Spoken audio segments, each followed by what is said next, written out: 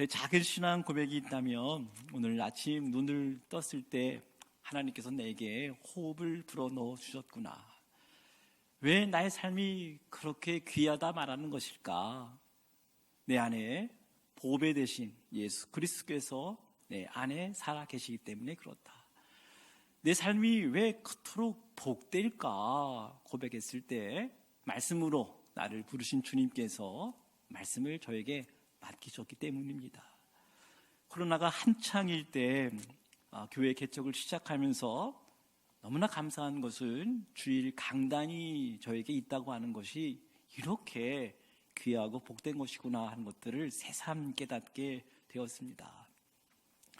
여러분, 성경을요 큰 구속사, 하나님의 구원의 역사의 관점에서 보면 어떤 노신학자가 이렇게 표현을 하더라고요. 성경은 창세기 역을 시작해서 요한계시록 역을 향하여 달려간다, 그렇게 표현을 했습니다. 이것은 하나님의 구원의 역사가 일관성이 있고 통일성이 있고 그리고 점진성이 있다고 하는 것입니다.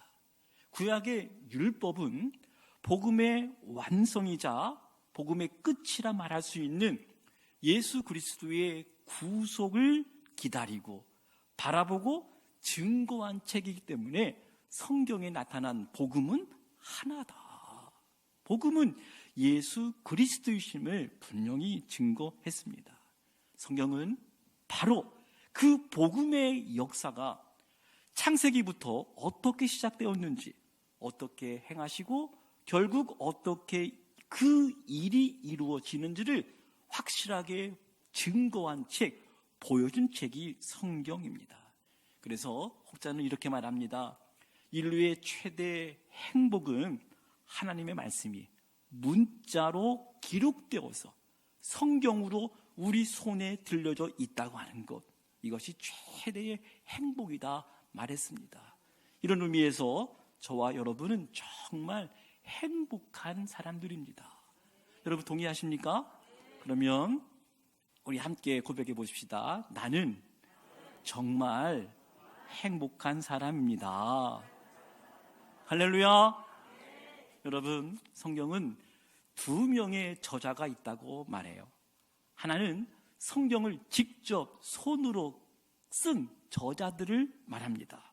성경이 하늘에서 뚝 떨어진 것이 아니고 특정한 시대, 특정한 사람들을 통해서 그 시대의 그 사건과 그 사람들을 통해서 하나님께서 전하시고자 했던 분명한 특정 시대의 메시지가 있다고 하는 거예요. 거기에는 우리가 인문학에서 적용할 수 있는 말씀도 있고요, 심리학에서 인용할 수 있는 말씀도 있고, 우리가 살펴보는 대로 잠언처럼, 전도서처럼, 욥기처럼 하나님 이야기를 하지 않아도 일상의 지혜 속에서도 우리가 깨닫고 함께 나눌 수 있는 그런 메시지가 분명히 있다고 하는 것입니다. 그래서 우리는 그 시대, 그 사건을 통해서 분명히 하나님께서 말씀하신 그 이야기, 그 뜻, 그 마음을 우리가 먼저 아는 것. 그래서 신학교에서 히브리어도 배우고 그 시대의 배경도 배우고 그 문화를 배워가면서 우리가 도대체 그 시대에 하나님께서 어떻게 말씀하셨는지를 우리가 아는 것 너무너무 중요합니다. 그래서 성경 66권 안에 창세기라고 하는 나무가 있어요. 그리고 모세 오경이라고 하는 봉우리가 보입니다. 그리고 신약과 구약이라고 하는 큰 산이 보입니다. 그리고 그 산을 여행하다가 길을 가다가 정말 아름다운 꽃 한 송이를 보고 진짜 이 말씀은 너무너무 아름다워, 이 말씀은 꼭 나에게 주시는 말씀이야 하는 말로 내 마음에 사로잡는, 내 삶을 그 말씀 붙잡고 살아가도록 하는 그 생명의 한 구절의 말씀이 저와 여러분에게 다 있을 것이라고 여겨지게 됩니다. 그런데 성경은 또 한 분의 저자가 있잖아요. 그 저작자들의 가슴에 하나님의 말씀을 심어준, 하나님의 말씀을 보여준 바로 성령님의 저작이 있다고 하는 것입니다. 모든 성경은 하나님의 감동으로 되었기 때문에 정확무후하게 하나님께서 말씀을 주셨을 뿐만 아니라 그 저자들의 입에 말씀 자체를 불어 넣어 주신 것이라고 우리는 믿고 있습니다. 마치 하나님께서 그 호흡에 생기를 불어 넣으셔서 사람이 생명이 된 것 같은 창조의 사건과도 같은 하나님 말씀이 기록되었을 때의 그 사건, 바로 창조의 사건과도 같은 엄청난 역사가 성경이 기록되었을 때 나타났다고 하는 것입니다.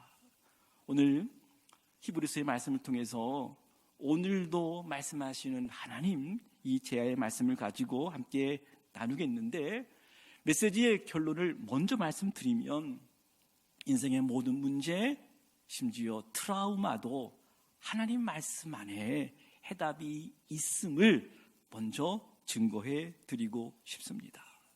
여러분, 신약성경에 바울 서신 외에 다른 서신들을 공동서신이라 부릅니다. 여기서 공동이라고 하는 말은 개톨릭, 보편적인 그리고 일반적인 의미의 그러한 용어입니다. 그렇게 부르는 이유는 서신서에 받는 수신자가 어떤 특정한 교인들이 아니었습니다. 일반적이고 보편적인 독자들을 생각하고 기록했기 때문에 공동서신이다 말합니다. 이 공동서신서 안에 히브리서가 있고요, 야고보서가 있고요, 베드로 전서, 후서, 유다서, 그리고 요한 1, 2, 3서 8권이 있습니다. 대부분의 책들은 그 1세기 중엽 그리고 말에 로마 정부의 박해로 인해서 교회 공동체가 심한 고난과 핍박을 받고 있을 때 믿음을 끝까지 지켜야 한다고 하는 권면의 메시지다. 그래서 공동서신을 선한 싸움을 싸우기 위한 편지다, 이렇게 말하기도 합니다. 그 중에 히브리서는 구약을 특별히 수시로 인용을 했습니다. 그래서 논증을 했어요. 설명을 했습니다. 히브리서의 내용을 보면 주로 독자들이 유대교에서 예수가 그리스도이심을 믿고 그리스도인이 된 사람들이라고 충분히 그 내용을 보면 추론할 수가 있습니다. 그런데 이 사람들은 외부적으로는 아직 피 흘리기까지는 그렇게 박해를 당하지는 않았던 것 같아요. 그러나 그 당시에 늘 배교의 위험이 있고 순교의 위협이 있는 그 상황 속에서 예수가 그리스도이심을 믿었던 사람들. 그런데 아직 이 사람들은 의의 말씀을 경험하지 못한 성도들이었습니다. 그래서 믿다가 낙심해서, 예수 믿다가 낙심해서 다시 유대교로 돌아가고 싶어하는 그 사람들을 향해서 히브리서 기자는 한마디로 뒤로 물러서지 마라, 쉬운 말로 배교하지 말라 하는 이 메시지를 전해준 책이 바로 히브리서라고 하는 것입니다. 그래서 히브리서 기자는 논증하는 거예요. 너희들이 뒤로 물러서지 말아야 될 이유가 있다. 배교하지 말아야 될 이유가 있다. 그것은 예수 그리스도가 너희들이 알고 있었던, 믿고 있었던 구약의 그 어떤 것보다도 더 좋은 것이다. 그래서 히브리서에서 제일 많이 나오는 단어가요, 더라고 하는 단어예요. 더 나은, 더 좋은, 더 뛰어난, 더 우월한 예수 그리스도에 대해서 증거하였습니다. 뿐만 아니라 예수 그리스도의 구원을 게을리하기 시작하시는 성도들이 있었던 것 같아요. 그리고 심지어는 그리스도의 구원을 거부한 상태에 이른 사람들까지, 그들을 향해서 히브리서 기자는 강하게, 때로는 엄격하게 경고하고 그리고 권면하는 메시지가 히브리서입니다. 1장에서 이렇게 시작합니다. 옛날에는 하나님께서 선지자들을 통해서 여러 모양으로 조상들에게 말씀하신 하나님이 마지막 날에는 아들을 통해서 우리에게 말씀하셨다. 예수 그리스도가 어떤 분이신지를 1장 시작할 때부터 선포합니다. 서론부터 예수님은 구약의 어떤 선지자보다도 우월한 아들로 나타난 분이시다 말씀을 해 주신 거예요. 여러분 1장 2절 말씀 눈으로 한번 봐주세요. 이 아들은 만유의 상속자로 세우시고 그 아들로 말미암아 모든 세계를 지으셨을 뿐만 아니라 영광의 광채 본체의 형상이시고 그의 능력의 말씀으로 만물을 붙드시며 죄를 정결하게 하는 일을 하시고 높은 곳에 계신 지극히 크신 이의 우편에 앉아 계신 분이라. 시작부터 사람들과 비교 대상이 될 수 없는 초월적이고 절대적인 분이심을 선포하였습니다. 이어서 1장 4절부터 2장까지 먼저 히브리서 기자는 예수님은 천사들보다 훨씬 뛰어난 분이야. 요지는 천사들 중에 하나님께서 너는 내 아들이라고 말한 천사가 있었느냐. 그러나 맏아들 되신 예수님은 모든 천사들이 예수 그리스도 앞에 무릎 꿇고 경배한단다.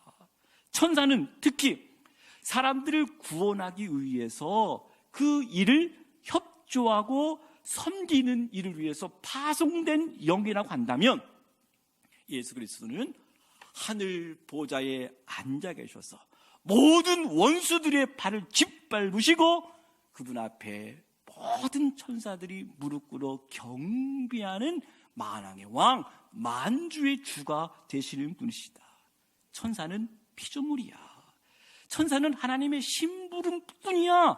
그러나 예수 그리스도는 영원하시며 변함없는 분이심을 논증한 말씀이 히브리서로 시작을 하고 있습니다.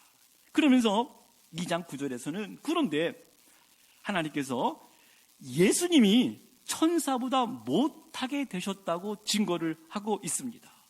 천사보다 못하게 하셨다. 우리는 그것을 절 따라서 해주세요. 성육신.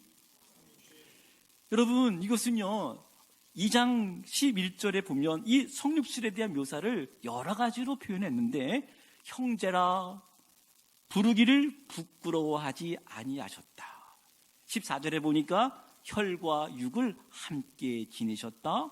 그리고 17절에 보니까 범사의 형제들과 같이 되셨다. 18절에 시험을 받아 고난을 당하셨다 하였습니다. 여러분 하나님의 아들이신 분이 왜 사람이 되어야만 했는가 설명하면서 복음을 전해주고 있습니다.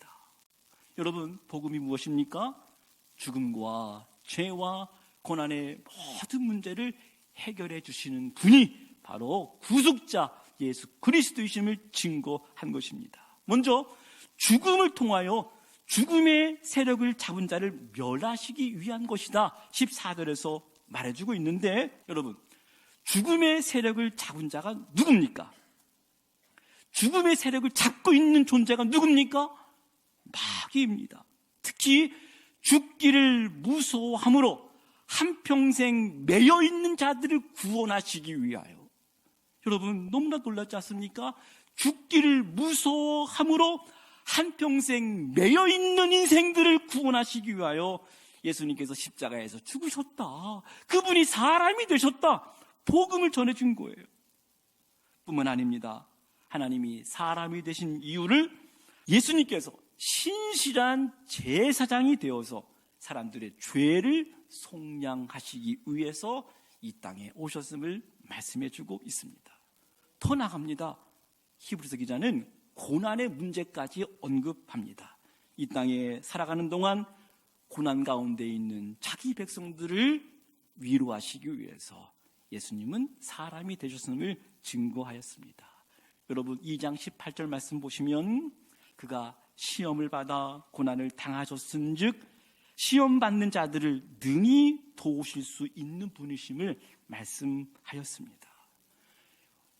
하나님께서 우리를 향한 구원은 천군 천사들을 보내사 악을 싹쓸이하는 방식으로 우리의 고난의 문제를 해결하신 것이 아니라 인간이 되셔서 우리와 똑같은 몸을 입으시고 우리의 고난을 체휼하신 그 긍휼의 사랑으로 우리의 고난의 문제를 해결하셨다 하는 것입니다.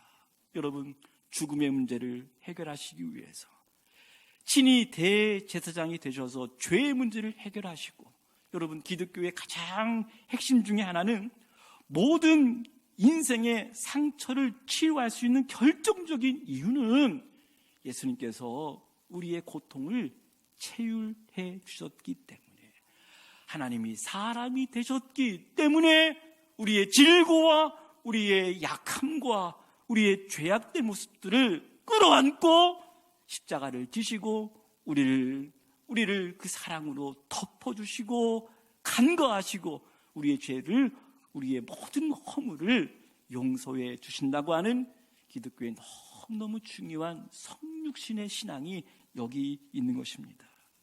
이 말씀을 한 다음에 히브리서는 계속해서 권면을 하고 있어요. 이렇게 예수님이 이렇게 행하셨다 한 다음에 바로 권면하기를 3장 1절에서 그러므로 함께 하늘의 부르심을 받은 거룩한 형제들아, 우리가 믿는 도리의 사도이시며 대제사장이신, 절 따라서 해주세요. 예수를 깊이 생각하라. 예수를 깊이 생각하라. 논증이 끝난 다음에 권면을 해주고 있어요. 이 말씀을 마친 후에 점진적으로 다시 구약과 예수 그리스도를 대비하는데, 이번에는 히브리서 기자는 예수 그리스도는 모세보다 더 뛰어난 분이야. 여러분, 모세가 어떤 인물입니까? 모세는 율법을 받은 사람이에요. 이스라엘 자기 백성들의 구원의 결정적인 사명을 감당한 인물입니다. 그러나 히브리서는 모세를 집이라고 한다면 예수 그리스도는 바로 그 집을 지은 분이시다. 모세는 하나님의 집의 종일 뿐만 아니라, 그러나 예수 그리스도는 하나님의 집을 맡은 아들이다. 그렇게 비교한 거예요. 예수 그리스도는 모세의 율법보다 더 나은, 더 뛰어난 분이심을 논증한 것입니다. 이제 4장에 들어서면 여호수아 이야기가 나옵니다. 가나안 정복을 주도한 여호수아가 이스라엘 백성들을 가나안 땅으로 인도할 때 안식을 허락하셨어요. 그런데 여러분 어떻습니까? 안식에 들어가지 못한 사람들이 많았습니다. 왜 그랬을까요? 히브리서 기자는 믿음과 말씀이 결부되지 못했기 때문이다. 그래서 안식에 들어오지 못했다라고 말하고 있습니다.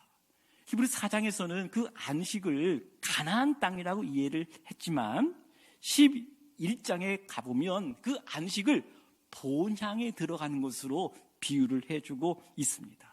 하나님의 말씀을 경험하지 못한 자. 그래서 그 유명한 말씀을 믿음과 결부하지 못했을 때 안식에 들어가지 못하기 때문에 그 말씀의 위대함을 노래로 찬양하고 있는데, 우리가 너무너무 잘 알고 있는 히브리서 4장 12절 말씀, 하나님의 말씀은 살아있고 활력이 있어 좌우의 날선 어떤 검보다도 예리하여 혼과 영과 및 관절과 골수를 찔러 쪼개기까지 하며 또 마음의 생각과 뜻을 판단한다 하는 하나님 말씀 자체에 대해서 찬양을 하고 있습니다. 그렇다면 여러분, 이러한 말씀이 끝난 다음에 히브리서 기자는 어떤 방식으로 이 글을 진행할까요? 다시 권면하고 있어요. 5장 12절 말씀 우리 함께 볼까요? 때가 오래되었으므로 너희가 마땅히 선생이 되었을 터인데 너희가 다시 하나님의 말씀의 초보에 대하여 누구의 가르침을 받아야 할 처지이니 단단한 음식은 못 먹고 젖이나 먹어야 할 자가 되었도다. 그러면서 아직 영적인 미성숙에 이를 수밖에 없는 이유에 대해서 설명하는데 5장 11절에 보니까 할 말이 많으나 너희가 듣는 것이 둔하기 때문에 그랬습니다. 듣는 것이 둔하기 때문에 아직 성숙하지 못한 자가 되었다 말하고 있는데 6장 12절에 보면 이 둔하다라고 하는 단어를 똑같은 단어인데요, 다르게 번역을 했는데 게으르다라고 번역을 했어요. 말씀을 듣는 것에 대해서 게으를 때 영적인 성숙이 일어나지 않는 것이구나. 사랑하는 소망의 성도 여러분, 죽은 영혼을 살리시는 하나님의 말씀이 우리 마음에 들어올 때 맥을 못 추는 그 이유가 무엇일까요? 살아있는 활력이 있는 좌우에 날선 어떤 검보다도 예리해서 혼과 영을 쪼개고 마음과 생각과 뜻을 살피시고 헤아리시는 그 하나님의 말씀이 한낱 나에게는 아무 상관이 없는 기록된 말씀으로만 여겨지는 그 이유가 무엇일까요?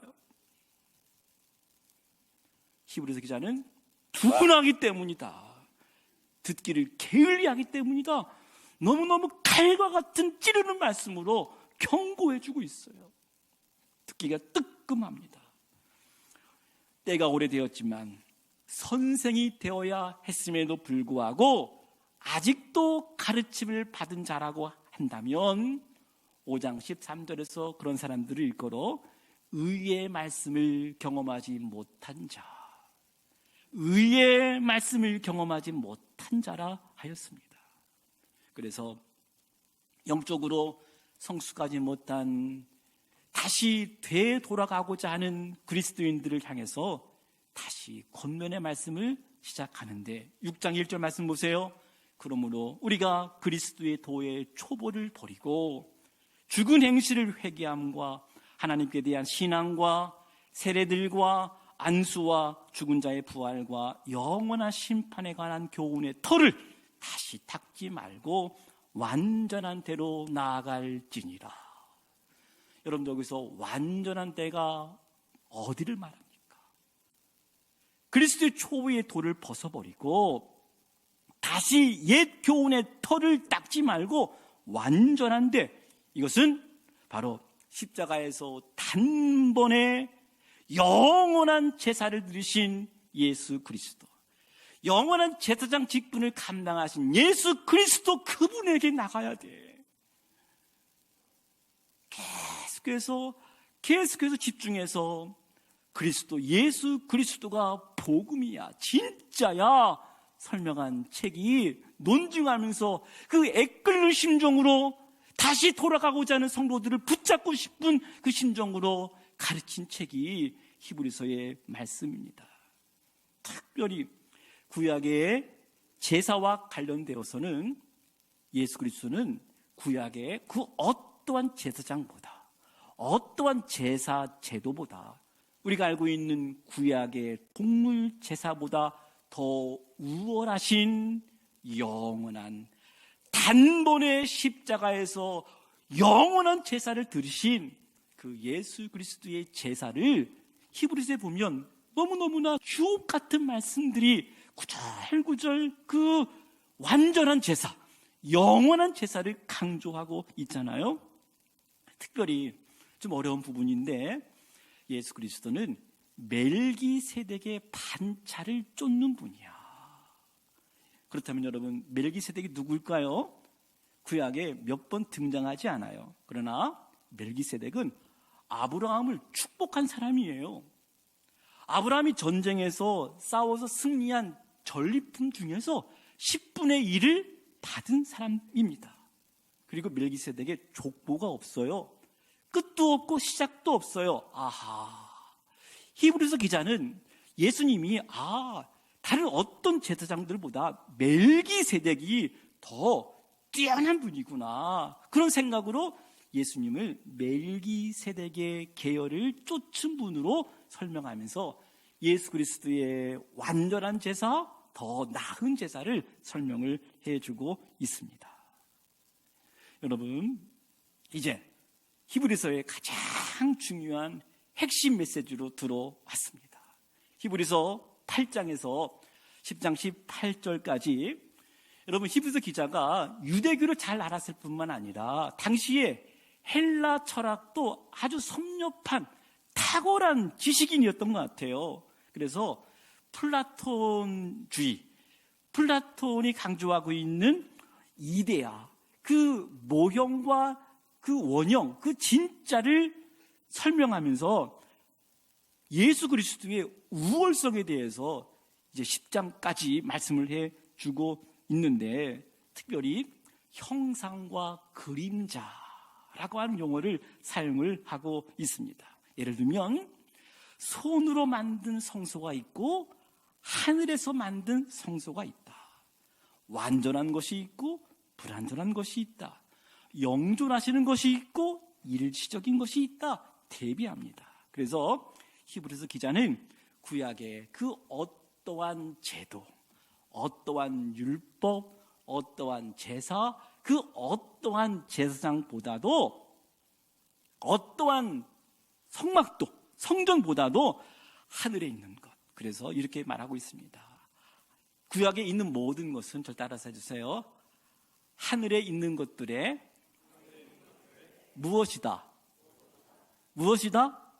그래요. 모형이다 그랬어요. 모형. 구약의 모든 것들은 하늘에 있는 것들의 단지 모형일 뿐이다. 9장 23절에 보니까 그러므로 하늘에 있는 것들의 모형은 이런 것들로서 정결하게 할 필요가 있었으나 하늘에 있는 그것들은 이런 것들보다 더 좋은 예물로 할지니라. 여러분, 하늘에 속한 것, 더 좋은 제물은 누구를 말씀하신 것입니까? 바로 예수 그리스도를 말씀을 하고 있습니다.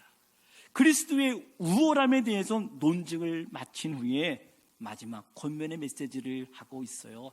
10장 19절에 그러므로 형제들아 우리가 예수의 피를 힘입어 성소에 들어갈 담력을 얻었다. 여러분, 성소가 어디입니까? 성소는 거룩하고 거룩한 곳입니다. 본래 지성소는 대제사장이 1년에 한 번만 들어가는 곳이라 하였습니다. 그런데 이제 우리는 예수 그리스도의 피로 그 성소에 들어가는 것입니다. 구약시대 때에는 이 성소가 문자적으로 장막과 성전 안에 있는 장소였지만 지금 이 성소는 모든 곳에 임재하고 있는 하나님 앞으로 나아가는 것입니다. 히브리서 기자는 중요한 단어로 성도들을 격려합니다. 은혜의 보좌 앞에 담대히 나가자. 그러므로 우리가 긍휼하심을 받고 때를 따라 돕는 은혜를 얻기 위하여 은혜의 보좌 앞에 담대히 나아갈 것이니라. 10장 35절에서도 그러므로 너희 담대함을 버리지 말라. 이것이 큰 상을 얻게 되느니라. 사랑하는 여러분, 우리의 죄를 생각하면 찾아오는 죄책감, 그 죄책감에 짓눌려서 하나님 앞에 나아갔다는 것이 너무나 뻔뻔스럽게 여겨질 때도 있습니다. 마귀는 이럴 때마다 다른 사람은 다 용납되어도 넌 안 돼. 다른 모든 죄는 다 하나님이 용납하셔도 내가 품고 있는 내 은밀한 그 죄는 하나님이 용납하실 수 없어. 다른 모든 죄는 이해되어도 바로 그 죄는 이해가 안 돼. 여러분, 우리가 어릴 적부터 받아왔던 상처들, 그 상처들이 이 현실 속에서 끊어지지 않을 때, 답답함을 경험할 때 마귀는 내 인생은 저주받은 인생이야. 너는 행복해질 수 없어. 너는 행복해서도 안 돼. 내가 견뎌야 될 이유가 하나도 없어. 우리를 어둠의 세계로 끌고 갑니다.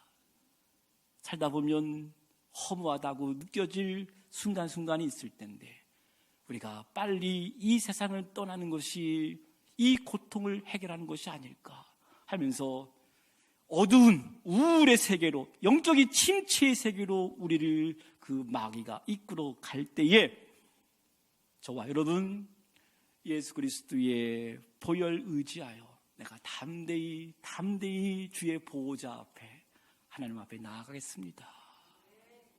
우리가 함께 시간이 좀 지나겠지만 이 찬양을 꼭 한번 함께 드리고 싶었어요. 우리 보혈을 지나 부르고 제가 잠시 또 마무리하는 말씀으로 마치도록 하겠습니다. 함께 찬양을 하면 좋겠습니다. 보혈을 지나 아버지 품으로, 보혈을 지나 하나님 품으로 찬양하십시다.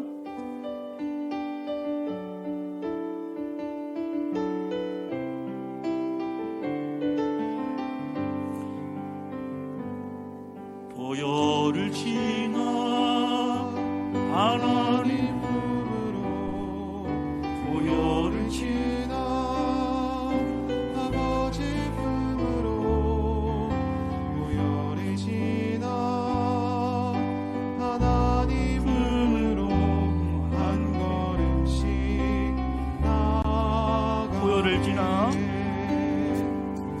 보혈을 지나 하나님 품으로, 보혈을 지나 아버지 품으로, 보혈을 지나 하나님 품으로 한 걸음씩 나아가는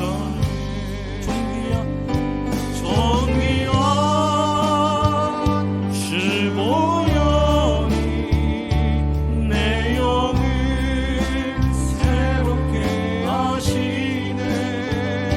존귀한 주 보혈이 내 영을 새롭게 존귀한 주 보혈이, 존귀한 주 보혈이 내 영을 새롭게 하시네. 존귀한 주 보혈이 내 영을 새롭게 하네. 세상의 가치관으로 생각했을 때, 또 우리가 경험했던 부정적인 생각들로 말미암아 우리 마음 깊은 곳에 자기만의 거짓된 신분증을 갖고 살아가는 사람들이 많이 있습니다. 어떤 사람은 성이 우시입니다. 우시, 이름이 연희예요. 내 인생 우연히 태어난 존재다. 어떤 사람은 성이 한씨입니다. 이름은 심해. 어떤 사람은 피씨입니다. 해자, 고뇌. 어떤 사람은 성이 억씨입니다. 억씨, 우레, 억울해. 너무너무 억울해.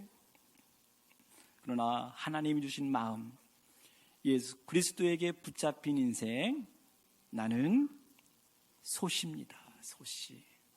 여러분, 힘들고 버거울 때, 내 몸이 발악을 할 때, 우리가 트라우마 치료할 때 꼭 먼저 해야 되는 방법 중에 하나가, 여러분 다 아시잖아요.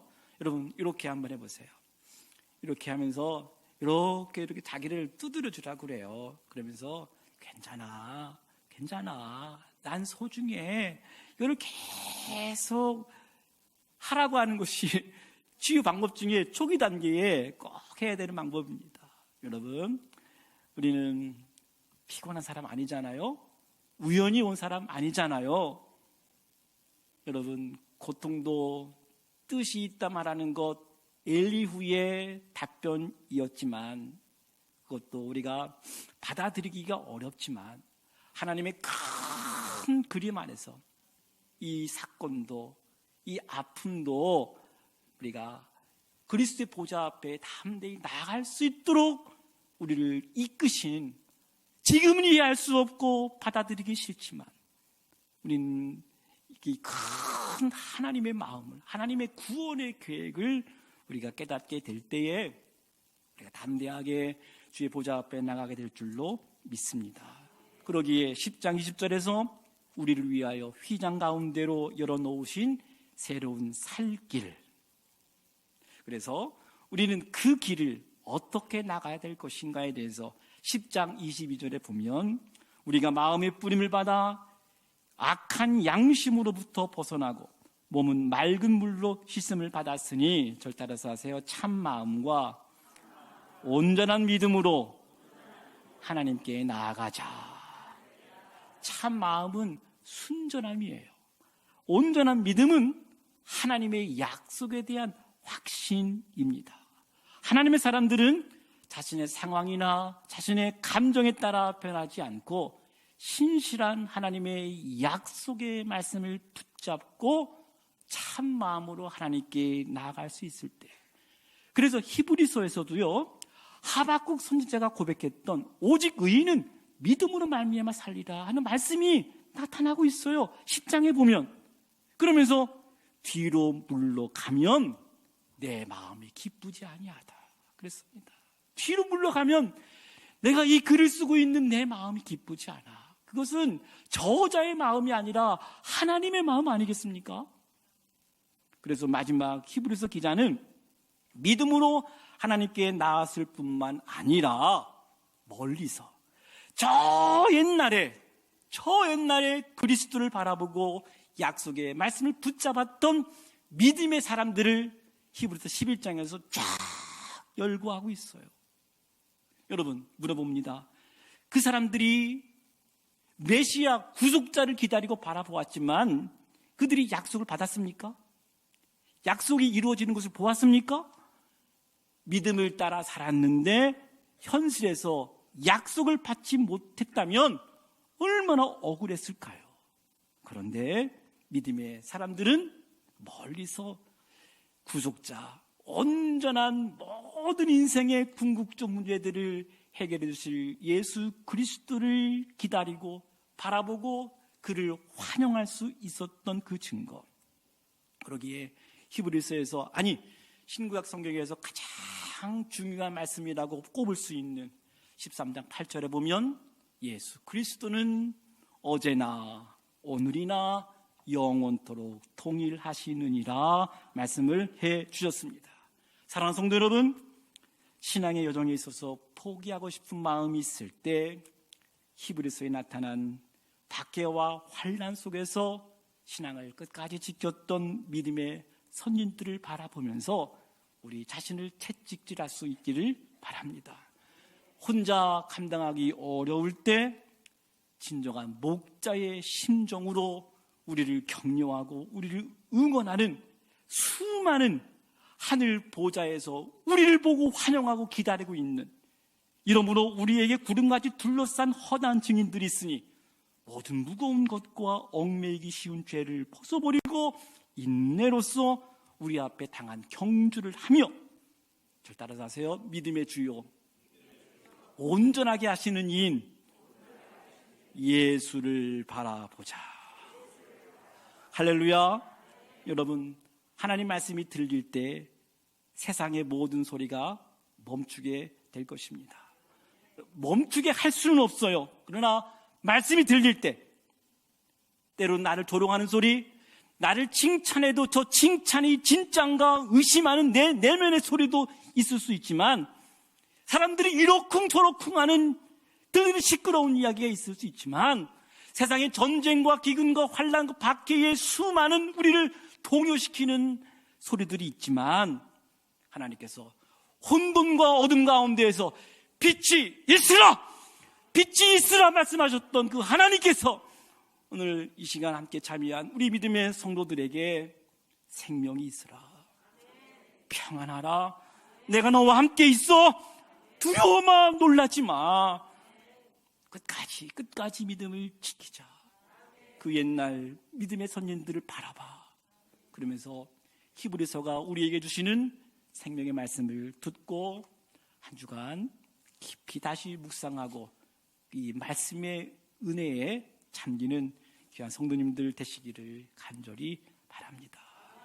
하나님 아버지, 고맙습니다. 4주 동안 부족한 종을 통하여 죽음의 문제, 죄의 문제, 고통의 문제를 해결해 주신 예수 그리스도를 전할 수 있도록 은혜 주셔서 감사합니다. 어떠한 문제, 어떠한 상황, 어떠한 감정, 어떠한 상처도 하나님 말씀이 말씀으로 들려질 때에 우리 안에 있는 트라우마도 아름답게 승화되어 온전한 성장과 성숙이 이루어질 줄로 믿습니다. 주님, 우리와 함께 하시니 감사합니다. 영원토록 우리와 함께 하신다는 약속 붙잡고 우리 남은 여생 믿음으로 승리하는 신실한 주의 백성 되게 하여 주옵소서. 예수님의 이름으로 축복하며 기도하옵나이다. 아멘.